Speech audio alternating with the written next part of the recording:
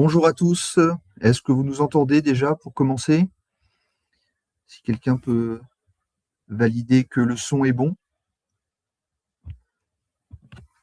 C'est bon, parfait. Donc bonjour, Christopher Silly, avocat fiscaliste au sein du groupe TGS France. Et puis Arnaud, je te laisse peut-être te Oui, présenter. bonjour à tous, Arnaud Roussel, donc expert comptable associé au sein de TGS France également.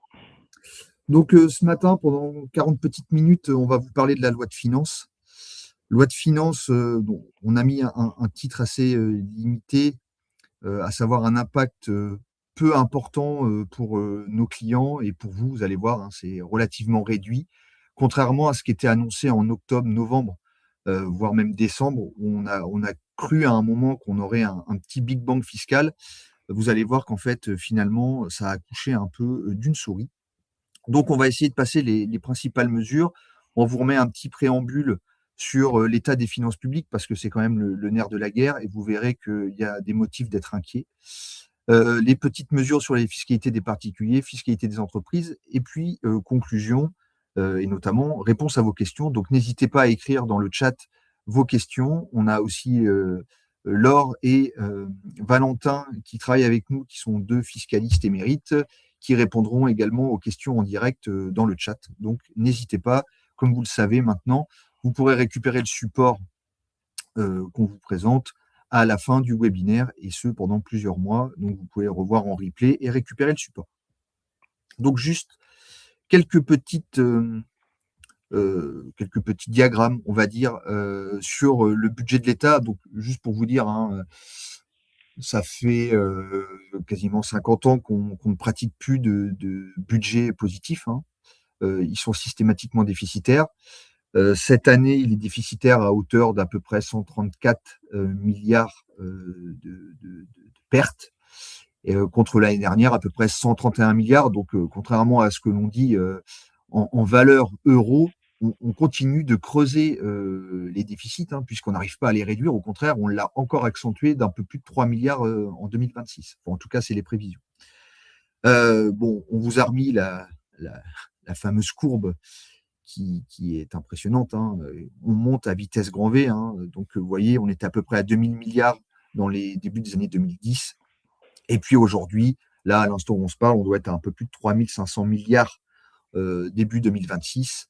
On a relevé encore de la dette pas plus tard que cette semaine pour financer le fameux trou, hein, que de 134 milliards qui a été projeté pour 2026.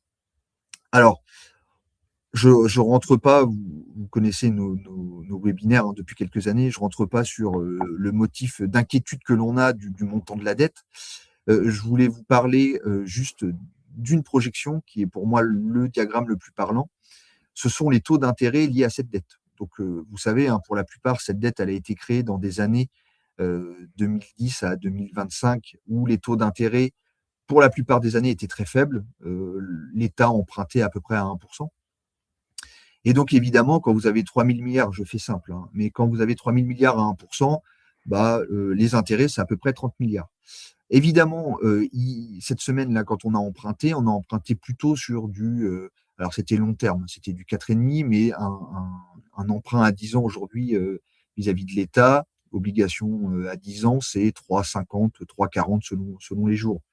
Donc évidemment, quand vous faites 3% ou 3,5% de 3 000 milliards ou 3 500 milliards, regardez le montant qui flambe des intérêts que l'on doit budgéter chaque année et que l'on paye à nos créanciers, parce qu'on ne leur paye pas le capital, mais on leur paye à minima les intérêts.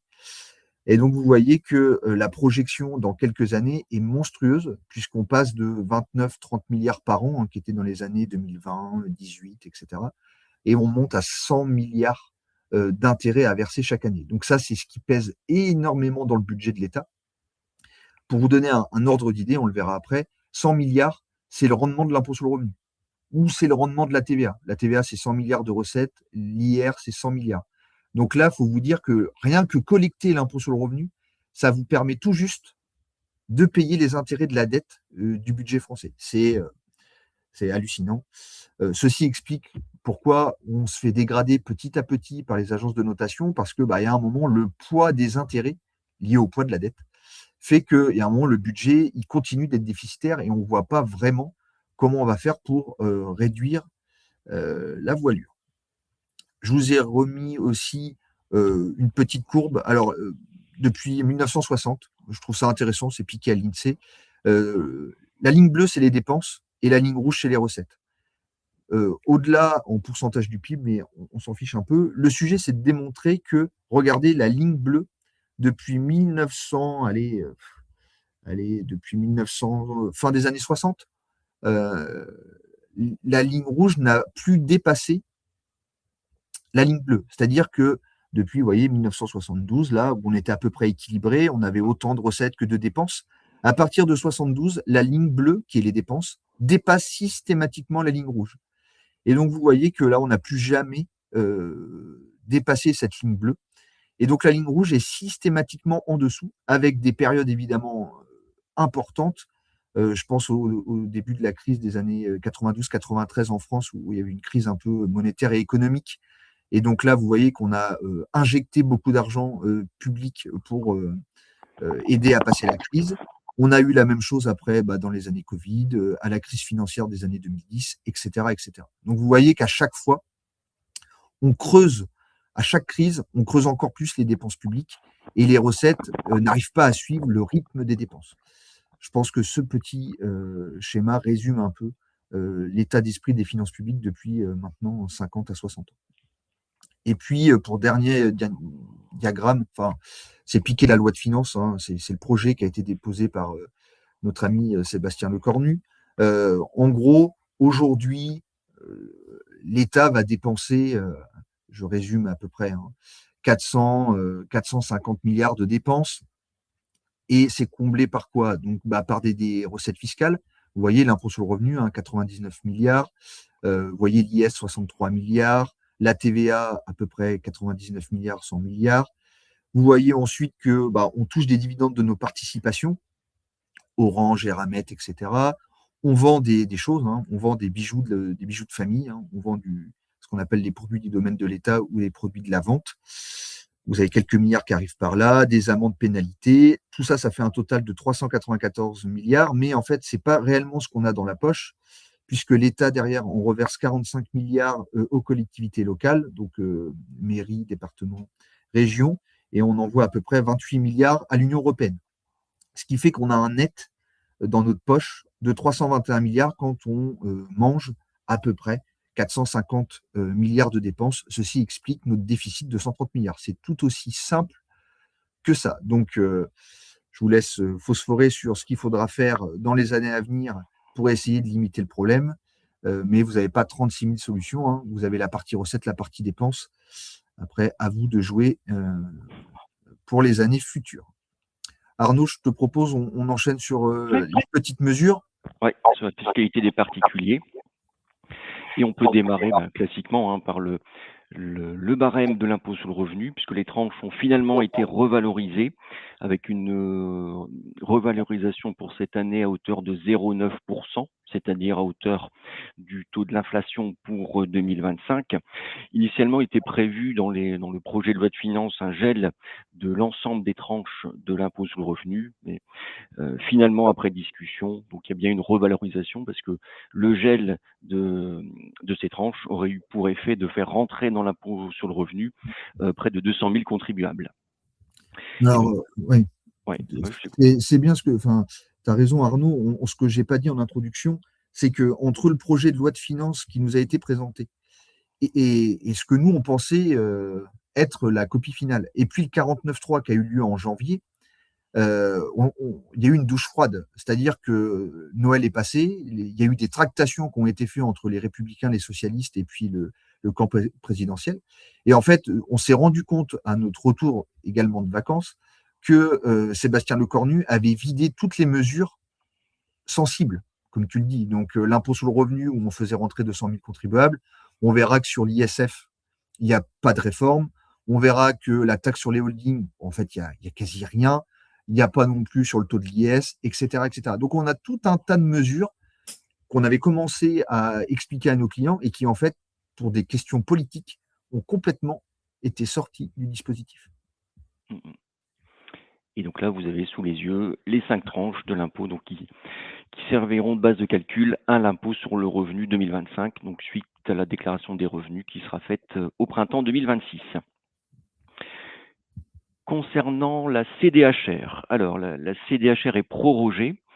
Il faut rappeler qu'elle a été instaurée par la loi de finances pour 2025 et donc mise en application pour la première fois au titre de 2025. Il ne faut pas confondre cette CDHR avec la CEHR, donc la contribution exceptionnelle sur les hauts revenus, qui elle est une contribution qui existe déjà depuis de nombreuses années.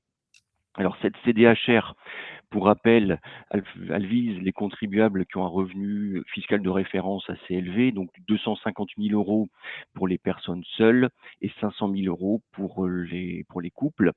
Et en pratique, elle vise en fait à ce que ces contribuables soient imposés à un taux minimum de 20% sur le revenu. Clairement, hein, ça vise les contribuables qui sont visés, ce sont ceux dont la majeure partie des revenus est constituée par des dividendes, puisque ces dividendes, eux, sont taxés à 12,80%, la flat tax, 12,80% d'impôt sur le revenu et 17,20 de CSG. Voilà. Et donc, qu'apporte la loi de finances pour 2026, donc une prorogation de cette CDHR qui va donc persister et qui risque de persister un petit moment puisque elle est prorogée tant que le déficit public de la France ne redescende pas en dessous de 3%, alors qu'il est actuellement de 5,4. Donc autant dire que ouais, d'une mesure temporaire exceptionnelle, ça devient un outil structurel de redressement budgétaire. Alors, vous avez dû voir, il y a plein de débats là-dessus. Juste pour compléter, ce qui est concerné chez nos clients, c'est les dividendes et les cessions d'entreprise. Pourquoi? Parce que c'est là où vous déclenchez des gros montants. Quand vous vendez votre entreprise, des fois, il y a plusieurs centaines de milliers d'euros, plusieurs millions d'euros. Idem pour les dividendes. Notre ami Macron, il a fait sa réforme de la flat tax 1er janvier 2018, 12,8% d'impôt sur le revenu. 1 euro ou 1 milliard.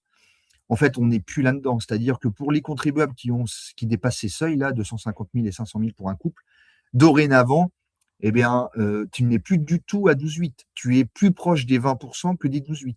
Donc la flat tax à 30%, vous allez voir qu'elle est complètement révolue. Simplement, au lieu de faire quelque chose de simpliste dans ce pays, à savoir je passe de 12,8 à 18%, eh ben, on a dit on reste à 12,8 facialement, mais vous avez une autre taxe à côté qui va faire que votre 12,8 se transforme en 20%. Donc, cherchez pas, hein, si vous vendez votre entreprise 2,5 millions, 3 millions d'euros de plus-value, avec une plus-value de ce montant-là, évidemment, vous ne serez jamais à 12,8. Hein. Vous allez être à des taux qui vont être plus proches des 20%, auxquels il faudra rajouter la CSG. Et c'est là où c'est le patatras, un peu, qui nous est tombé sur la tête fin décembre. Oui, parce qu'effectivement, alors, c'est une décision qui n'émane pas de la loi de finances, mais de la loi de financement de la sécurité sociale pour 2026. Donc, effectivement, on en a eu connaissance fin 2025. Vous en avez certainement entendu parler. Donc, hausse de la CSG, mais qui est ciblée sur les revenus du capital, une hausse de 1,4%, qui porte la CSG initialement à 9,2, donc elle est portée à 10,6, et donc un taux global, quand on ajoute la CRDS et les autres prélèvements sociaux, à 18,6%, au lieu de 17,20%.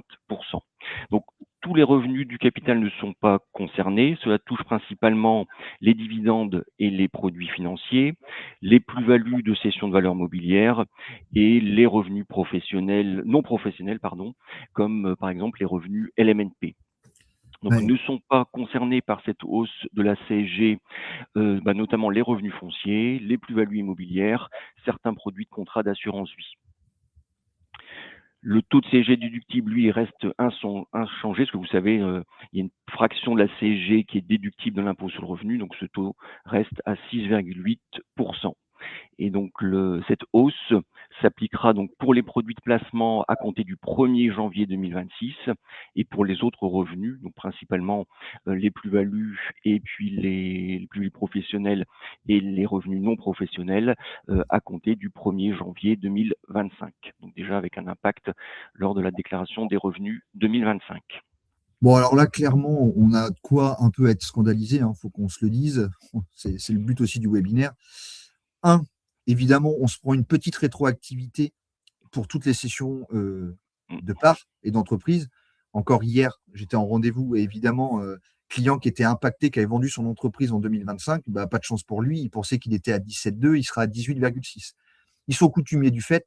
Je rappelle qu'Emmanuel Macron, quand il est arrivé en 2017, il a fait la même chose, hein, puisqu'on était passé de 15,5 à 17,2 sur toute l'année 2017 rétroactivement. Donc, c'est pas la première fois. Donc ça, déjà, on ne l'a pas vu passer. Deux, c'est une négociation intense entre les socialistes pour qu'ils adoptent le projet de loi de finances de la sécurité sociale, ce qui s'est passé en décembre, et les républicains, et encore une fois, le camp présidentiel. Les républicains ont enlevé la partie immobilière, à savoir les revenus fonciers et les plus-values immobilières.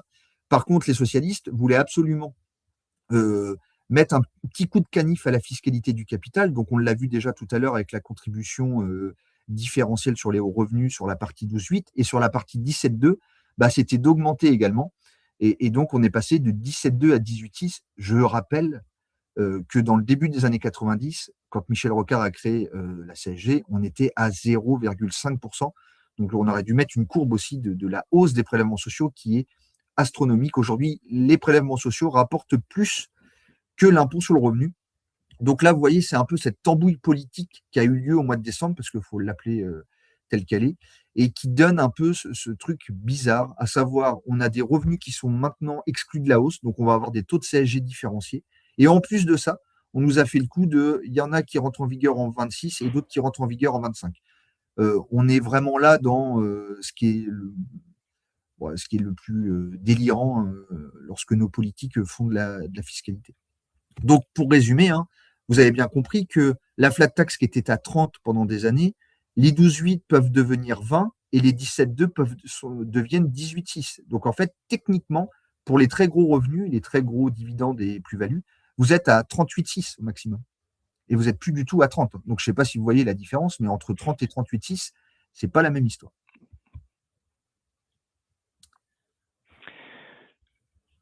Instauration du statut de bailleur privé. Alors qu'est-ce que c'est que ce dispositif Jeanbrun? Donc Jeanbrun du nom de Vincent Jeanbrun, le ministre de la Ville et du Logement. En fait, c'est un nouveau dispositif incitatif pour investir dans le logement qui vient remplacer le dispositif Pinel. On est dans un changement de logique, hein, parce que le Pinel, on était sur un dispositif de réduction d'impôts, et donc là, on passe à une logique d'amortissement, comme en location meublée non professionnelle, sauf qu'ici, c'est appliqué à la location nue. Alors, ce dispositif concerne quoi? Concerne les investissements dans le neuf et dans l'ancien. Dans le neuf, donc dans des zones tendues, et dans les logements, dans du logement collectif d'habitation principale. Dans l'ancien, pour les investissements concernés, il faut quand même réaliser des travaux d'amélioration assez significatifs, puisqu'ils doivent être au moins égal à 30 du prix d'achat et doivent répondre à des conditions de performance énergétique. Alors, en quoi consiste ce dispositif? On peut bénéficier donc d'un amortissement qui sera calculé sur le prix d'achat de l'immeuble, duquel on va décoter 20% pour tenir compte de la valeur du terrain, du foncier. Donc, vous pourrez amortir sur 80% du prix d'achat, majorer éventuellement des travaux si le projet est réalisé dans l'ancien. Et donc, vous allez pouvoir déduire de vos revenus fonciers un amortissement, donc en appliquant un taux d'amortissement, donc qui sera variable selon que le bien est situé dans le secteur intermédiaire, secteur social ou secteur très social, donc avec des taux d'amortissement qui varient entre 3 et 5,5%. On ne va pas vous perdre. Vous avez le support, hein, de toute façon, vous avez tout le dispositif. Moi, j'ai un avis personnel, mais Arnaud, tu pourrais dire peut-être le tien. Ça ressemble à du LMNP, pour ceux qui connaissent, hein. C'est-à-dire la possibilité d'amortir le bien pendant tout le temps de la vie du bien. Par contre, on a eu une petite surprise, comme d'habitude, le week-end qui a suivi la sortie du 49.3 et de ce projet, c'est que l'administration fiscale a d'ores et déjà prévenu que lorsque vous revendrez le bien, on tiendra compte des amortissements dans le calcul de la plus-value. En gros, hein, tout l'avantage qu'on vous donne chaque année en déduisant l'amortissement, on va vous le reprendre en une fois lorsque vous allez revendre. Donc moi, je suis quand même très sceptique sur le fait qu'on va relancer l'immobilier neuf avec ce dispositif, parce que autant le Pinel, vous aviez une réduction d'impôt Et puis, bon, elle vous était acquise au bout des 6, 9, 12 ans, et puis on n'en parlait pas. Un système qui marchait plutôt pas mal, même s'il y a toujours des sujets de contestation. Mais là, le sujet de l'amortissement, on va vous donner l'amortissement, mais en fait, on te le reprend à la fin. Donc, je pense que les clients, ils vont pas être dupes du sujet. Enfin, je sais pas ce que tu en Mmh. penses. Oui, donc c'est vrai, oui, c'est un avantage minoré par rapport au Pinel. Bon, ça permet malgré tout de venir dégonfler un petit peu le revenu foncier par cet amortissement, mais bon, effectivement, un intérêt Plutôt plutôt limité. limité, surtout que ça, comme on le voit, ça a sorti quand même de conditions comparables à celles du Pinel, hein, donc avec un engagement de location, donc de louer nu pendant au moins 9 ans à titre de résidence principale. Il faudra, là, comme pour le Pinel, respecter des conditions de loyer et de ressources. Il y aura un plafonnement aussi de l'amortissement, donc qui sera de 8 000 € par an et par foyer, plafond qui pourra être majoré si vous affectez, enfin si les recettes sont majoritairement affectées au service social, voire très social. Et enfin, si par ce mécanisme d'amortissement, vous générez un déficit foncier, ce déficit foncier pourra être imputable sur le revenu global, comme la règle générale d'imputation des déficits fonciers, c'est-à-dire à hauteur de 10 700 euros. Bon, et puis ce qu'on met aussi, et puis on va passer ensuite, mais en plus de ça, vous pouvez pas démembrer le bien, donc en termes patrimonial et de transmission, c'est pas sur ces dispositifs, que ce soit Pinel ou Jeanbrun, que vous pouvez engager des donations en nue propriété. Euh, c'est assez historique. Ça fait le lien avec le LMNP. Donc un petit focus, même si à proprement parler, il n'y a pas de nouveautés apportées par la loi de finances pour 2026, mais il nous semblait important de vous rappeler un petit peu le contexte de la fiscalité sur les loueurs en meublé en 2025, puisque la loi Lemeur en novembre 2024 avait renforcé les obligations qui pèsent sur les locations touristiques et à l'occasion avait revu les modalités du régime du micro BIC pour affecté à la location meublée non professionnelle.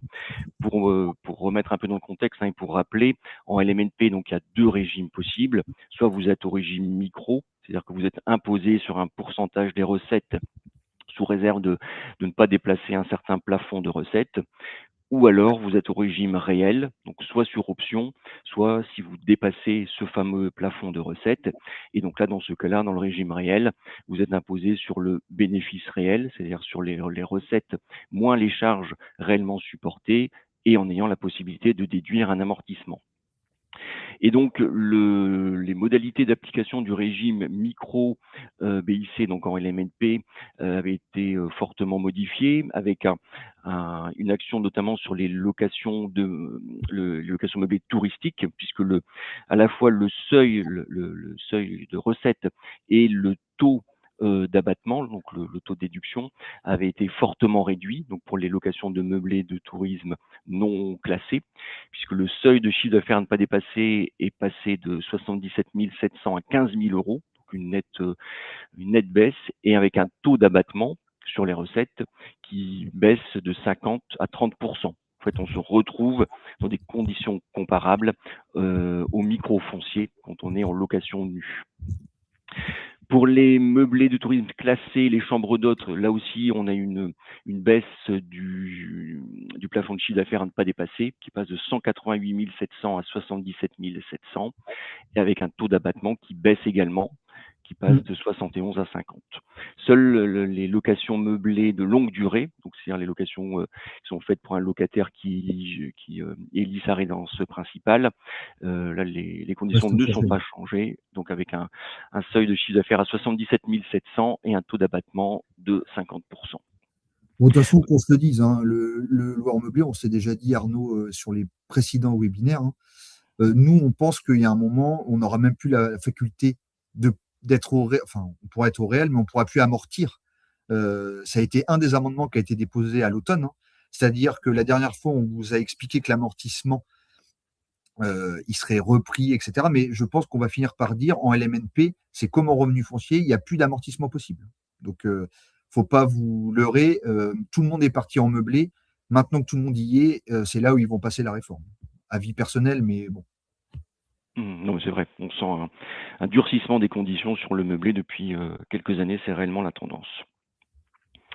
Autre sujet, les dons. Moi, ça, vous le savez, hein, dès lors que on effectue des dons à des associations et organismes d'aide aux personnes en difficulté, donc globalement, on peut bénéficier d'une réduction d'impôt. Dans le régime général, on peut bénéficier d'une réduction d'impôt qui est égale à 66% du don dans la limite de 20% du revenu imposable. Et donc là, on a un petit focus sur la réduction d'impôt dite Coluche. Donc c'est une réduction qui permet d'avoir un taux de réduction d'impôt plus important, donc de 75% du montant, dans la limite annuelle et qui était fixée depuis quelques années de 1 000 euros. Donc ce sont tous les dons qui sont effectués au profit d'organismes d'aide aux personnes en difficulté. Donc typiquement, c'est les Restos du Cœur, la Croix-Rouge, par exemple. Donc la nouveauté apportée par la loi de finances pour 2026, c'est que ce plafond des versements éligibles au dispositif Coluche est doublé. Il passe de 1 000 à 2 000 euros pour les dons effectués depuis le 14 octobre 2025, qui était la date de présentation du projet de loi de finances. Et avec un petit dispositif particulier pour la restauration du château de Chambord, qui lui Va est pas bien. éligible à une réduction d'impôt également de 75% dans la limite de 1 000 euros, mais pour la seule année 2026. Donc pour Suffit d'aller le financer voir. Suffit d'aller le visiter pour voir qu'en effet, il va pas bien. Peut-être juste, je vais dire un mot sur la taxe sur les holdings. Attention, je vais essayer de le faire le plus simple. Je résume ce qui s'est passé. La taxe sur les holdings, pour faire très court, c'était la grosse réforme, notamment d'Amélie de Montchalin, qui a réussi à faire un budget déficitaire et qui maintenant va être présidente de la Cour des comptes, mais qui avait dit toutes les holdings qui détiennent plus de 5 millions d'actifs non professionnels devra payer une taxe de 2%. Point. Une espèce d'IFI ISF pour les holdings. Alors avec quelque chose qui était très complexe, mais bon, ça devait rapporter 3, 4, 5 milliards.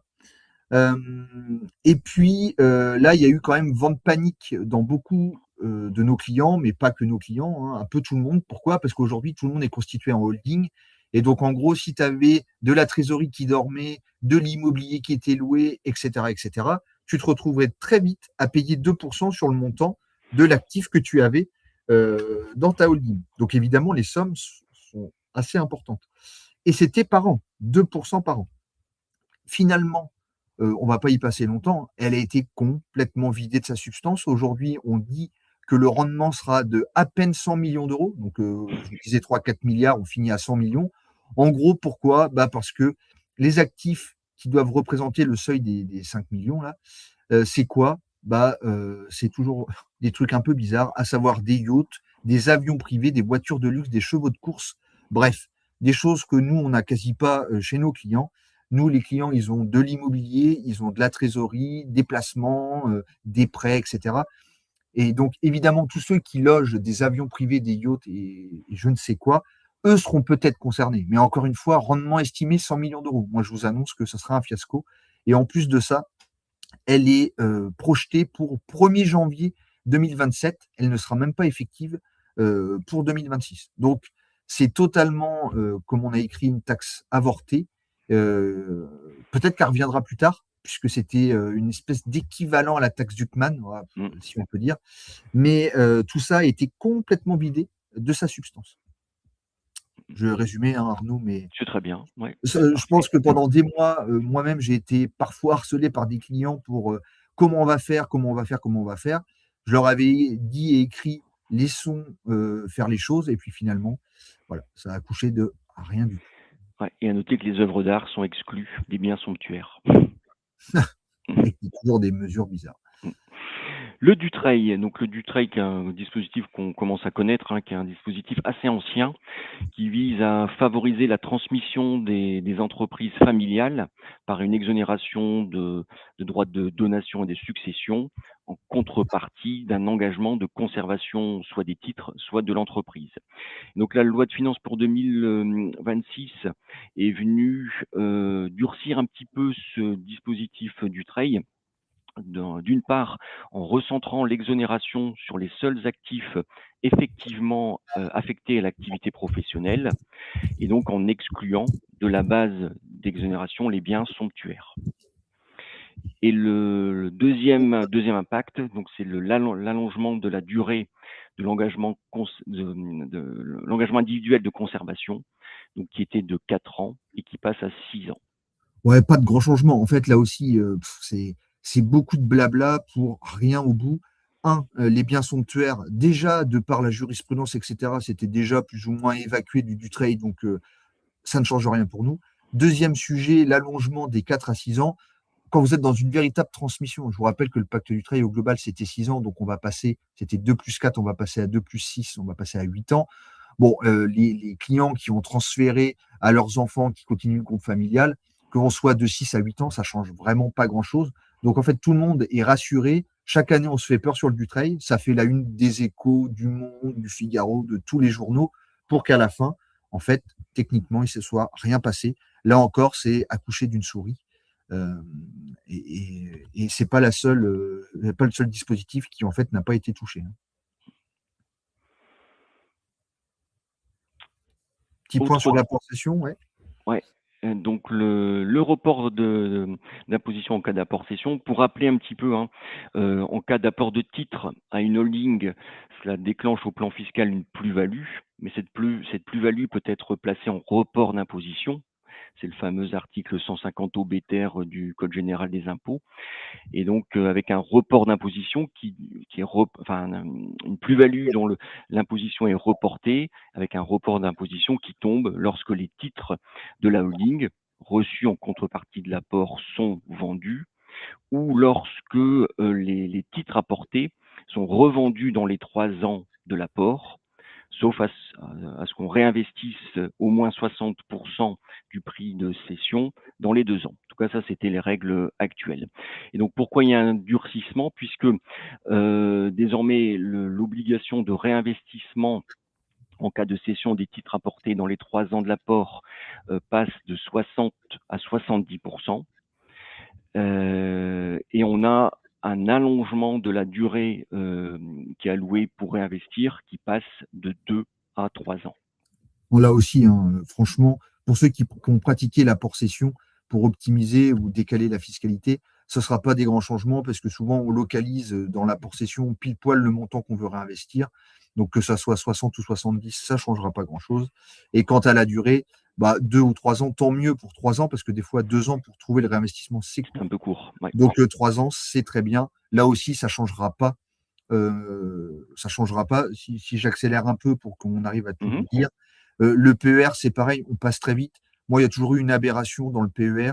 Je ne suis pas un grand fan du dispositif, puisque je vous rappelle que quand vous rentrez en exonération, en déduction dans le PER, vous ressortez en fiscalité. Donc, l'un dans l'autre, ça ne change pas grand-chose. Et en plus de ça, on permettait à des retraités de pouvoir quand même déduire de leurs revenus les versements PER, en sachant qu'ils sont déjà à la retraite. Donc, c'était toujours un truc un peu spécifique ou bizarre.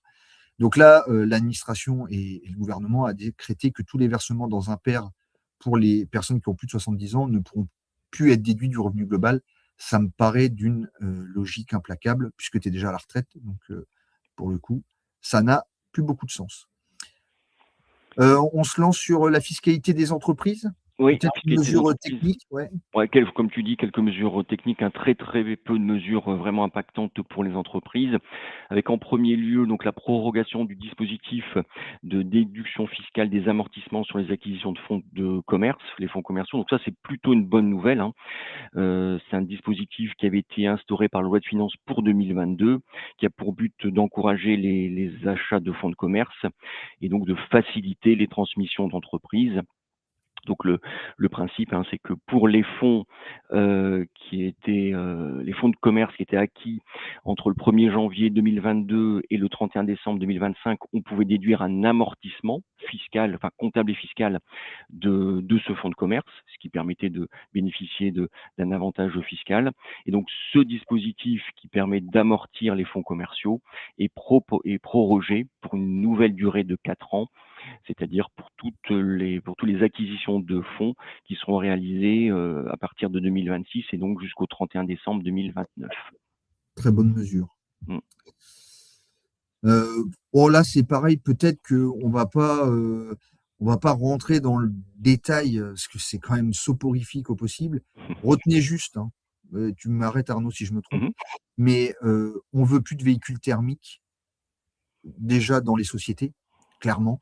Pourquoi? Parce qu'entre le malus au poids, la taxe sur les émissions de CO2, etc., franchement, même ma petite Clio du cabinet qui ne vaut plus grand-chose, bah, dès que tu lui appliques la taxe sur les véhicules de société dans toute sa globalité, hein, bah, ça te calme, hein, ça t'oblige à la sortir. Là où ils sont quand même sacrément de mauvaise foi, c'est que pendant des années, on nous disait les hybrides et les électriques ne seraient pas concernés. Puis il y a quelques années, on nous a dit que les hybrides étaient finalement concernés. Et là, on est en train de nous dire aussi que les électriques également. Et donc, en fait, finalement, moi, je redis souvent à mes clients, franchement, en plus, il y a eu les avantages en nature qui ont été réformés. Hein, je parle aussi sous ton contrôle. Ouais, tout à fait, Euh, depuis 1 an. Mmh. Depuis un an, franchement, vous avez plus intérêt à avoir votre véhicule à titre perso et faire des ICA qu'aller mettre les véhicules dans les sociétés parce que franchement, les taxes sont hallucinantes. Hein. Je ne sais pas ce que tu en penses. Mais... Mmh. Non, non, mais c'est vrai, tout à fait, ouais. Ça devient très, très lourd fiscalement de louer ou d'acheter un véhicule de tourisme et de le mettre à disposition des dirigeants, des collaborateurs. Mmh. Ouais. Et puis les calculs sont soporifiques. Hein. Ouais. Donc Euh, effet de ces, ouais. 1er juillet 2026. Alors, vous voyez, c'est le problème aussi de toute une loi de finances qui passe, alors, un, en 49.3, deux, pas en fin d'année, mais en début d'année, parce qu'il y a plein de mesures qui rentrent en vigueur différemment. Il y en a qui rentrent en vigueur au 1er janvier rétroactivement, d'autres qui sont en cours d'année, d'autres qui sont au 1er mars. C'est un joyeux bordel, comme on dit, parce que ils ont décalé l'adoption de la loi de finances qui était prévue fin décembre à début février. Mmh mh. La CVAE, donc pour mémoire, hein, qui est une contribution qui est calculée sur la valeur ajoutée des entreprises, mais uniquement, seules sont concernées les entreprises qui réalisent un chiffre d'affaires hors taxe supérieur à 500 000 €. Finalement, il n'y a pas une nouveauté cette année. Ces dernières années, c'est vrai que c'était un peu le va-et-vient, puisque depuis la loi de finances 2023, on nous annonçait la suppression de cette taxe initialement prévue en 2024. Cette suppression avait été reportée en 2027. La loi de finances pour 2025 avait mis en place un dispositif un peu particulier de gel de réduction et une suppression définitive annoncée en 2030. Le projet de loi de finances pour 2026, lui, avait prévu de raccourcir le délai de suppression et donc avec une suppression qui était prévue pour 2028. Bon, finalement, statu quo, aucun changement. Donc, on reste sur les dispositions de la loi de finances pour 2025 avec une suppression définitive annoncée de la CVAE pour 2030. On en Dans la... reparlera. À Oui, mon parce que avis, ça changera l'année prochaine et dans 2 ans. là, ceux qui croient à la suppression de la CVAE depuis des années, bon, vous voyez bien que chaque année, c'est reporté. Là, on vous passe la mesure technique. Ouais, on vous a remis On les pourrait, taux ouais, applicables. vous verrez si vous avez besoin, vous irez voir dans le support, vous les avez à disposition. Peut-être quelque chose qui est dur là, pour le coup, cette Ouais. mesure-là, elle est passée aussi inaperçue. Ouais, plutôt une très mauvaise nouvelle pour les employeurs puisque, bah, vous le savez, il existait déjà une indemnité, une contribution patronale spécifique, dès lors que, on versait une indemnité de rupture conventionnelle ou une indemnité de mise à la retraite. C'est ce qu'on appelle le forfait social, qui était encore d'un taux de 20 il y a 2 ans, en 2023. Et donc en 2 ans, ce taux du forfait social est passé de donc 20 en 2023, il était de 30 actuellement. Et donc à compter du 1er janvier 2026, le taux de cette contribution passe à 40 donc ce qui commence sacrément à Ouais. renchérir le coût de départ, donc le coût des ruptures conventionnelles ou des mises à la retraite des salariés. Bon, sachant qu'ils l'ont annoncé, hein, ils veulent plus de rupture conventionnelle. Oui, c'est ça, Et clairement. c'est donc le problème, ils sont en partie sur une lutte contre les ruptures conventionnelles. Bon, comme d'habitude, vous savez, en France, hein, quand tu veux lutter contre quelque chose, tu mets de la fiscalité, ça calme tout le monde. Donc là, en fait, ça revient à payer des cotisations patronales, hein, 40%. C'est à peu près le montant des cotisations Mmh, patronales que tu payes sur un salaire. mmh, Donc en fait, quand tu verseras une indemnité de rupture conventionnelle, tu verseras un complément de salaire. Et exactement. donc l'État va s'y récupérer comme ça. Donc ça va calmer tout le monde, hein, ça c'est clair. Et deuxième mesure peut-être qui est aussi un peu bizarre, qui nous a étonnés, mais qui est passé aussi à travers les mailles du filet dans la loi de financement de Sécu en fin d'année. Ouais, tout à fait. C'est que le régime du cumul emploi-retraite donc est réformé avec une réforme qui ne rentrera en vigueur qu'à compter du 1er janvier 2027, donc pour toutes les personnes qui feront valoir leur droit à retraite à compter de cette date-là. Donc le dispositif actuel est réformé et donc désormais il faudra en résumé, on sera dans 3 cas de figure différents pour le cumul emploi-retraite qui devient plus restrictif. Le premier cas, c'est une reprise de l'activité avant l'âge légal. En pratique, aucun cumul ne sera possible puisque les revenus d'activité seront déduits de la pension versée. Deuxième cas, c'est une reprise d'activité entre l'âge légal. Alors l'âge légal actuellement, il est fixé entre 62 et 64 ans selon la date de naissance, mais à terme, on sera à 64 ans. Donc si reprise de l'activité entre l'âge légal et 67 ans, alors il y a un cumul qui sera encore possible, mais qui sera limité, puisqu'il y aura un plafond de revenus d'activité à ne pas dépasser, qui doit être confirmé par décret, mais ce plafond sera assez faible, puisqu'on parle de 7 000 euros.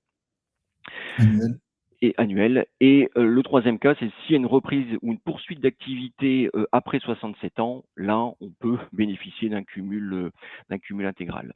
Donc, on a vraiment une restriction des possibilités de cumuler emploi-retraite entre 64 et 67 ans. Ouais, d'autant que nous, des fois, on avait des gens en carrière longue qui partaient à 60 et quelques et puis qui faisaient cumul emploi-retraite. Bon, bah, dorénavant, si tu fais ton cumul emploi-retraite, tu perds ta retraite. Donc, je pense que ça va limiter en effet le dispositif. Et puis, peut-être mesures diverses, on y passe très vite. La première, ça concerne 300 entreprises en France. Elles font plus d'1,5 milliard de chiffre d'affaires. Donc, désolé, mais c'est pas dans nos clients. C'est principalement les grosses sociétés du CAC 40, les multinationales. En gros, on est venu leur dire, comme le taux d'IS est à 25% pour tout le monde depuis quelques années maintenant, on est peut-être allé trop vite entre 33% d'IS et 25% d'IS. Donc, pour ces gros groupes-là, on leur a demandé encore cette année de payer un tout petit peu plus d'IS. Bon, voilà, je passe, ça ne me concerne probablement pas. Et puis, une taxe sur les colis de faible valeur. Bon, ça, c'est tout le débat sur... je reviens pas sur Chine et tout ça, hein. C'est tous les colis qui arrivent notamment de Chine, hein, pour pas les citer, et pour lequel on voudrait un peu stopper l'arrivée massive de tous ces colis, et donc on a instauré une taxe de 2% sur les colis de faible valeur. J'attends de voir ce que ça rapportera, comment ce sera appliqué. Bon, j'ai quelques doutes. Voilà, en conclusion, bah, vous l'avez vu, il y a beaucoup de paroles, il y a eu beaucoup de palabres à l'automne. Ça nous a pris pas mal d'énergie. Et en fait, le 49.3, pour moi, est le résumé d'un fiasco, hein. C'est-à-dire, il a fallu donner des gages aux républicains, des gages aux socialistes pour qu'ils puissent voter, enfin, qu'ils puissent ne pas voter la motion de censure du 49.3. Donc finalement, notre ami Sébastien Lecornu, il a vidé complètement le texte. Enfin, moi, c'est ce que je ressens. On n'est pas le seul, hein. Moi, j'ai un peu un avis critique sur le sujet. On a complètement vidé le texte. On a gelé quelques dépenses. On a essayé de faire gaffe aux recettes. Et donc, on repart sur un peu plus de 3 milliards de déficit en plus que l'année d'avant, parce qu'on n'a pas été capable de se mettre d'accord sur les mesures les plus importantes. J'ai vu quelques petites questions. On a répondu. J'ai vu que Valentin et Laure avaient répondu aux questions. Je reviens sur la contribution différentielle sur les revenus, là, les fameux 20% au lieu des 12,8. Certains disaient oui, mais quand on a des revenus exceptionnels, on n'en prend que 25%. Alors, juste pour la petite histoire, c'est la deuxième année qu'on l'applique, cette contribution différentielle. On l'a déjà appliquée en 2025. Et en effet, l'administration fiscale est venue nous confirmer que lorsque tu faisais, par exemple, une vente de ton entreprise à 3 millions d'euros, eh bien, cette plus-value de 3 millions d'euros, tu n'en tenais pas compte dans tes revenus, tu n'en prenais que 25%. Au titre, parce qu'on considère que c'est un revenu exceptionnel qui t'arrive une fois dans ta vie. Donc, vous doutez bien que quand ce dispositif a été expliqué par tout le monde aux clients, quand on a fait les déclarations de CDHR, eh bien, quelqu'un qui vendait son entreprise, on n'a pris que 25% de sa plus-value. Quelqu'un qui distribuait des dividendes, mais ça faisait quelques années qu'il n'avait pas distribué, on a aussi considéré que c'était un revenu exceptionnel, donc on n'a retenu que 25% dans le calcul de la CDHR. Et donc, je ne vous cache pas qu'un rendement qui était attendu à plusieurs milliards d'euros, vous avez vu, ça a fait la une de la plupart des journaux économiques, parce qu'en fait, ils se sont rendus compte que ça n'avait même pas rapporté 1 milliard, hein, ça a rapporté quelques centaines de millions. Pourquoi ? Par l'effet de cette mesure qu'ils ont eux-mêmes créée, qui est de dire que lorsque tu as une vente d'entreprise ou lorsque tu as une grosse distribution de dividendes, ça peut être qualifié de revenu exceptionnel. Et donc, dans ces cas-là, tu n'es taxé que sur 25% de ton revenu. Donc, évidemment, si vous enlevez 25% du revenu, vous enlevez 25% du rendement. Et donc, de quelque chose qui devait rapporter 3 milliards et demi, ça a rapporté quelques centaines de millions d'euros. Bon, tout ça pour vous démontrer aussi que entre ce qui est dit, ce qui est écrit, et puis en fait ce qui se passe dans la pratique, ils ont des gros problèmes actuellement de rentrée des recettes fiscales et de fiabilisation parce que tous les dispositifs sont extrêmement compliqués, y compris pour nous. Et donc, en fait, y compris pour l'administration, c'est très compliqué de savoir exactement ce qui va rentrer. C'est sûr que tu augmentes la TVA, ça a le mérite de la simplicité. Hein. Tu passes de 20 à 21, tu connais les recettes, tu prends 1% de plus et puis c'est parti. Quand tu fais ça, des mesures très, très, très, très techniques à comprendre, évidemment, c'est là où il y a des problématiques de fiabilisation de la recette. Je ne sais pas si vous avez... Alors oui, l'IS à 15% aussi, très bonne remarque. Moi, je n'avais pas trop compris cette mesure. C'était dans le projet de loi de finances du gouvernement initial, hein, qui avait dit que le taux de l'IS pourrait être à 15% jusqu'à 100 000 euros de bénéfices, alors qu'aujourd'hui, c'est 42 500. Et en fait, finalement, ça aussi, ça a sauté dans le cadre du 49.3. Donc, on reste un taux réduit de 15% jusqu'à 42 500 de bénéfices. Et au-delà, c'est 25%. Donc là aussi, quelque chose qu'on n'a pas trop compris. D'ailleurs, certains ont peut-être des redressements sur le taux réduit d'IS, puisqu'il y a une nouvelle jurisprudence qui est tombée. Faites gaffe au taux réduit d'IS, puisque le seuil de 10 millions d'euros de chiffre d'affaires s'apprécie maintenant au travers d'un groupe et non plus au travers d'une seule des sociétés. Je vous renvoie à vos comptables, experts comptables et avocats sur le sujet. Je ne sais pas s'il y a d'autres questions. On a fait 47 minutes, Arnaud, donc on est pile poil dans le timing. On est bien. Je regarde. A priori, ouais, je vois pas d'autres questions. De Valentin. toute façon, si vous avez des questions, alors oui, il y a 3 ou 4 questions là qui est tombée sur l'amortissement des fonds de commerce. Je vois que certains connaissent. Évidemment, quand tu amortis ton fonds de commerce, ta valeur nette comptable à la fin de ton amortissement est à zéro. Et quand tu revends ton fonds, ta plus-value est totale. Mais attention, dans beaucoup de sociétés, soit l'impôt sur le revenu, soit l'IS, vous pouvez avoir le régime 238 quindécies, hein, régime d'exonération des plus-values pour toute vente de fonds qui est inférieur à 500 000 euros. Vous avez une exonération totale de la plus-value.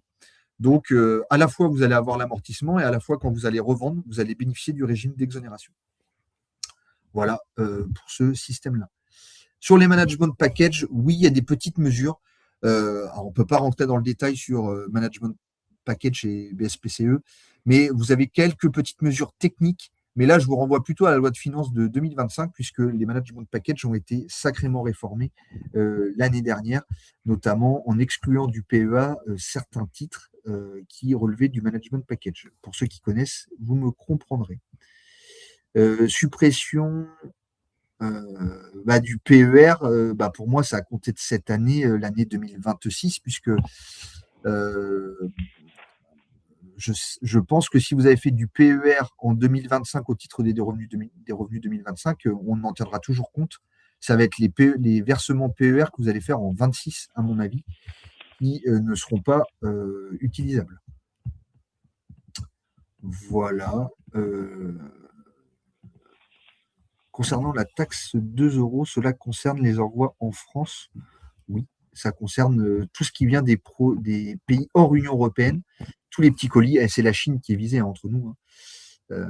C'est la Chine qui est visée. Et sur le management package, alors management fees, non, il n'y a pas de changement. Vous avez de la jurisprudence qui évolue sur les management fees, mais il n'y a pas de changement.